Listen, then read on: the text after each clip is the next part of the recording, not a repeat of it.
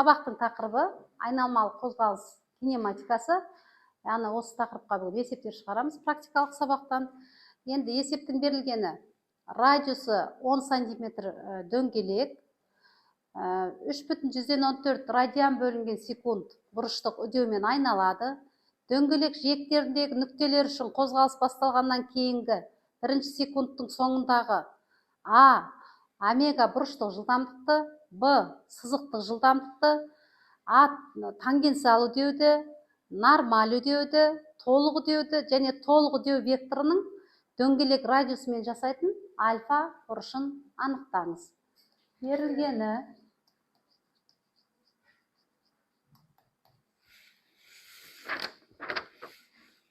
радиусы 10 сантиметр, бұрыштық жылдамдығы эпсилон 3,14 және табу керек. 1 секунд тең 1 секунд, 1 секундтың соңындағы деді ғой. Енді бұшыға келтірек.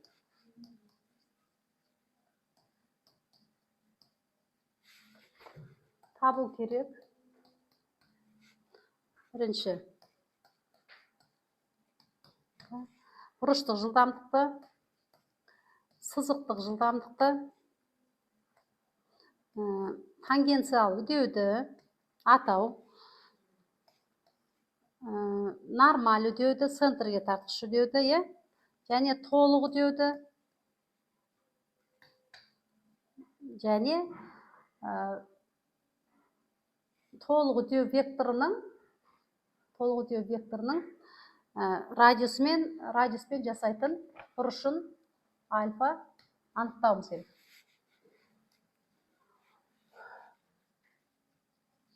Енді есептің сызбасын сызайық. Жаңағы дөңгелегіміз, мына жерде дөңгелегіміз кішкене дәл болмады. Дөңгелек және центрі. Енді бірден омега деп қояйық. Айналып жатқан көрсетеді. Және мына жерде бірден үдеулерді көрсетіп кетейік. Центрге тартқыш үдеу. Десек, ал енді бізде тангенциал үдеу жаңағы радиусқа жанама бағытпен бағытталады. Бізде сонда мына жерде толық үдеуіміз мынау болады. Толық үдеуіміз мына вектор болады. Кішкене мына жерде дәл болмай қалды. Енді мына жерде бізде біріншіден сұрады бұрыштық үдеу сұрады. Бұрыштық үдеу дегеніміз білесіздер, бастапқы үдеу бұрышы омега 0 қосқан эпсилон Т. Енді бізде есептің шартында айтылмағандықтан бізде қозғалыс тыныштық күйінен басталды. Сәйкесінше омега 0-іміз 0-ге тең. Енді сан мәндерін орнына қоятын болсақ,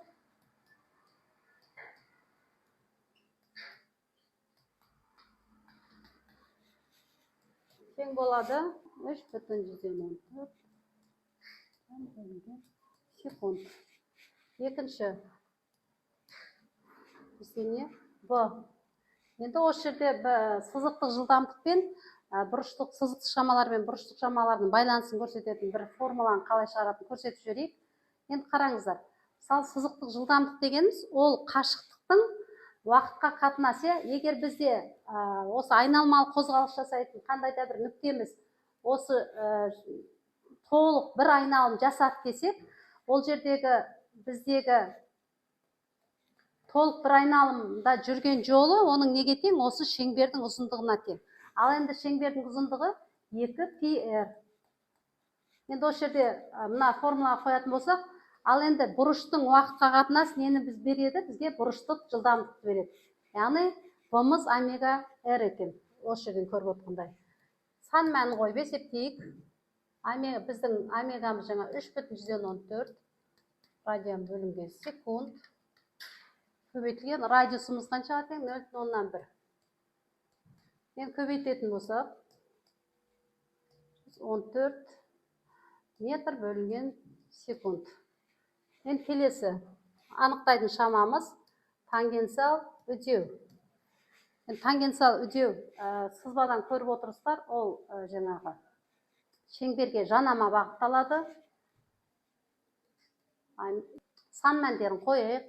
Бізде эпсилонның мәні қанша еді? Эпсилонның 3,14, 3,14 көбейтілген, қазір мына жерде өшіріп жүрейік. Сан мәндерін қоймай жаза берейін. Өлшем бірліктерін қоймай жаза берейін. R-ымыз бізде 0,1 метр. Сәйкесінше тағы да бұның мәні 0,314. Анықтайтын шамамыз бізде нормаль үдеу, центрге тартқыш үдеу v квадрат бөлінген r. Жаңа бұрыш тангенциал үдеу бұрыштық үдеумен байланысын ескеретін болсақ, бүйтейік, мына жерде немесе жаңа басқа да байланыстыратын формулаларды ескеретін болсақ, эпсилон квадрат тең r немесе омега квадрат бөлінген r. Енді сан мәнін қойып есептейік. Омега бізде бұрыштық жылдамдық 3,14 квадраты көбейтілген тең. Енді мына жерде сан мәнін қойып есептейік.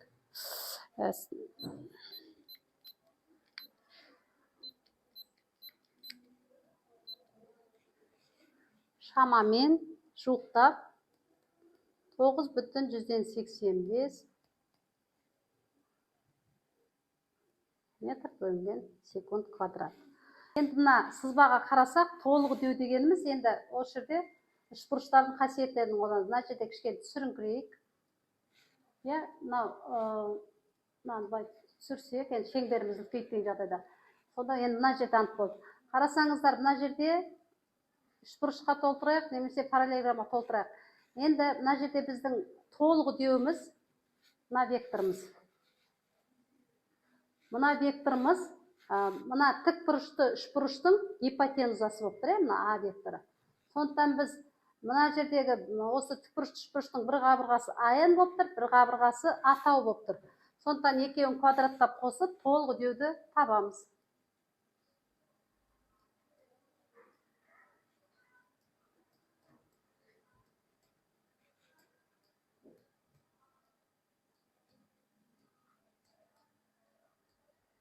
Енді сан мәндерін қойып есептейік. Атау бізде қанша шығып еді жаңа?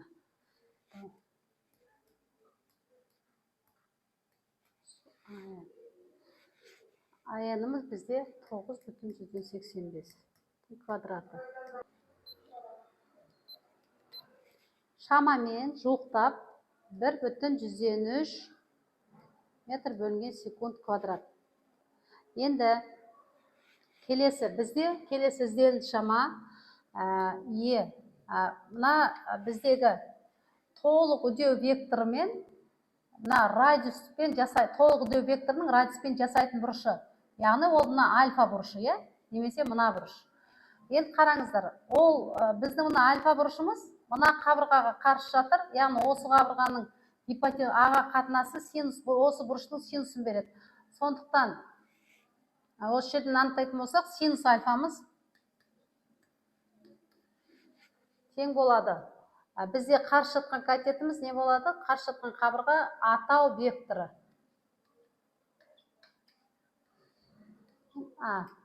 Енді бұдан есептейік.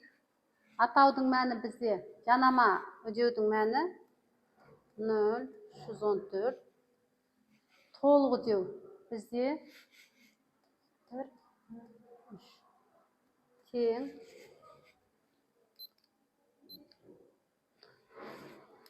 сан мәнін есептейік. 0,305 синус альфамыз. Енді альфамыз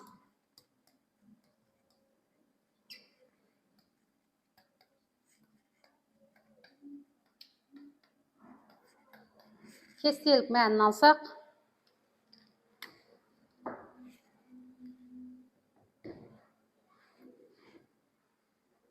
жуықтап 17 градусқа тең. Кестелік мәнінде 17 градус 46 минут. Енді айналмалы қозғалыс кинематикасы бойынша есеп шығарамыз.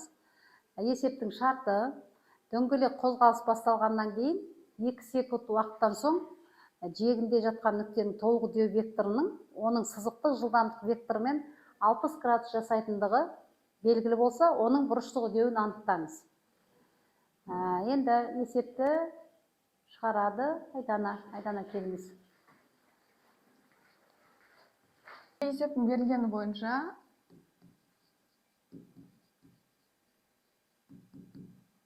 толық үдеу мен оның жылдамдықтың арасындағы бұрыш берілген, ол бізде 60 градусқа тең, және де уақыт берілген Т тең 2 секунд. Анықтап алуымыз керек, бұрыштық үдеуді табуымыз керек. Ең алдымен біз есептің сызбасына келетін болсақ, ең алдымен біз айнымалы қозғалыстағы бір нүктенің бойындағы үдеудің нүктенің бағыттары көрсетілген сызбаны сызып аламыз. Нүкте мына жерден түсіп тұр дейтін болсақ, бізде оның радиусы мына жаққа қарай бағытталған болады. Және де бұрыштық үдеуі мына жерде белгіленеді. Бізде негізгі 3 вектор белгілі. Ол бізде АН, А тангенциал. Тангенциал үдеудің құраушылары. Және де толық үдеу белгіленген. Мына жерде бізде альфа бұрышы.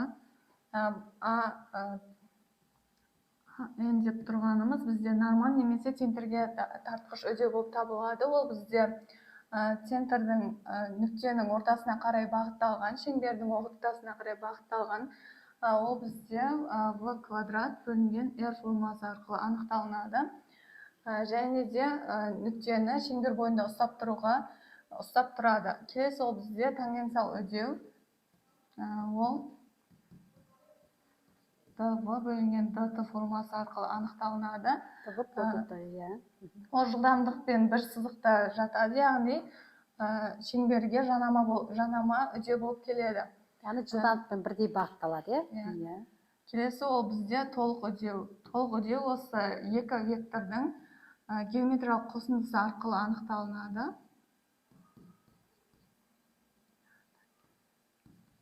Яғни себебі оны сызбадан көріп тұрмыз. Альфа бұрышының тангенсі бізде нормаль үдеу мен тангенциал үдеудің қатынасына тең болады. Енді біз осы алынған мәліметтерді жылдамдықтар мен үдеулерді бұрыштық үдеу арқылы өрнектейтін боламыз. Ол бізде ең алдымен сызықтық жылдамдық пен бұрыштық жылдамдықтың қатынасы бізде омега В тең омега R формуласына тең. Бұл жердегі бұрыштық үдеуді тұрақты деп алатын болсақ, енді осы бұрыштық үдеудің мәніне жылдамдықтың мәніне қоятын боламыз. Ол бізде сызықтық жылдамдық формуласына. Осы алынған осы жылдамдықтағы формуланы біз компоненттерге қойып есептеп формуланы шығаратын боламыз. Нормаль үдеуіміз бізде В квадрат R болғандықтан, бізде яғни Е эпсилон Т R-дің квадраты бөлінген R формуласы. Ол бізде эпсилон квадрат Т квадрат R квадрат. R-лерді қысқартатын болсақ, эпсилон квадрат пен Т квадрат және R қалады. Келесі кезекте бізде тангенциал үдеуге келетін болсақ, ол бізде ДВ бөлінген ДТ, яғни бұның орнына мәнін жазсақ,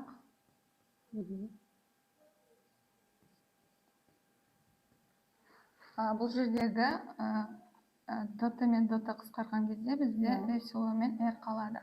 Яғни енді осы екеуінің қатынасын анықтасақ,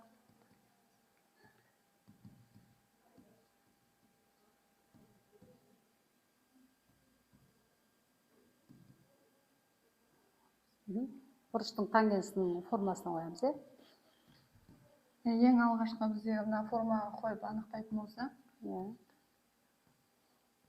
Мхм. Бұл жердегі ER мен қысқарып кетеді. Сонда бізде эпсилон және де Т квадрат қалады. Енді осы жерден біз бұрыштық үдеуді анықтап алуымыз керек. Яғни осы жерден өрнектеп алатын боламыз.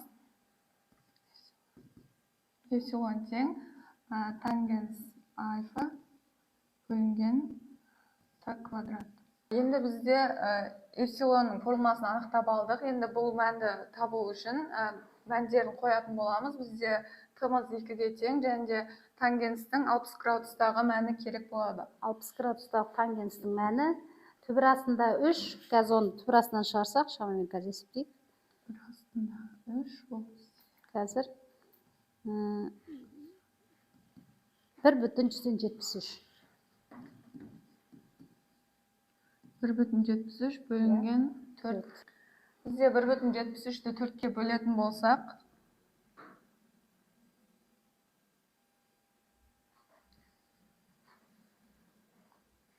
0,43 деген мән шығады екен. Яғни біздің жауабымыз радиан бөлінген секунд.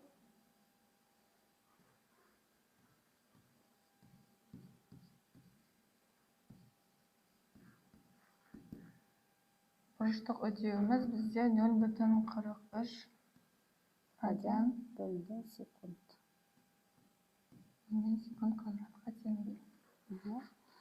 Дұрыс. Енді мен мына жерін түсіндіріп өтейін. Мына жерде қалай тангенс альфаны біз екі үдеулер арқылы өрнектедік. Мына жерде біз мынаны соссақ, және мына жерде толтыратын болсақ, тікбұрышты үшбұрыш шығады. Тікбұрышты үшбұрыштың мына бұрышы альфа болып тұр. Енді мына альфа бұрышының тангенсі АН-ның атауға қатынасы. Түсінікті ғой, осы жерін түсіндіріп өтейік. Енді басқа жері түсінікті шығар, сұрақтарыңыз жоқ па? Отырыңыз.